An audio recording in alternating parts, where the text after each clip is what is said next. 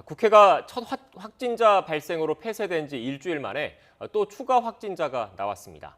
다시 건물 일부가 폐쇄됐습니다.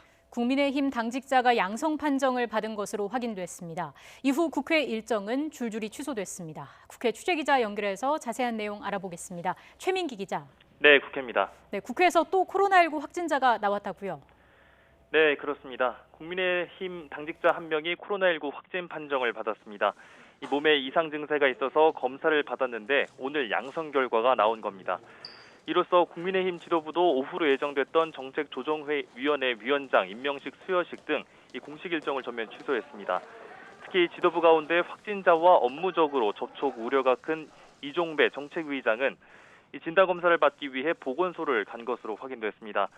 이 앞서 오늘 오전 김종인 비대위원장 취임 100일을 맞아 이종배 정책위의장을 포함한 지도부가 동석했던 만큼 이 위장의 검진 결과에 따라 그 파장은 더 커질 것으로 보입니다. 네, 확진자가 다시 발생해서 국회도 비상일 것 같은데 현재 상황은 어떻습니까? 네, 확진자 발생 소식이 전해지자 국회 의사당도 일부 폐쇄됐습니다. 이 국회 본관 1층과 2층, 기자들이 상주하는 소통관 1층은 이 폐쇄된 뒤 이 방역을 진행하고요. 방역 당국의 역학조사도 진행될 예정입니다. 이 앞서 지난달 26일 첫 확진자 발생으로 국회가 폐쇄된 지 일주일 만입니다. 그 후 다시 문을 연 지 나흘 만에 또 폐쇄가 된 겁니다. 이 당장 국민의힘 지도부가 비상입니다. 김종인 비대위원장도 오후 일정을 취소하고 이 주말까지는 자택에 대기할 예정입니다.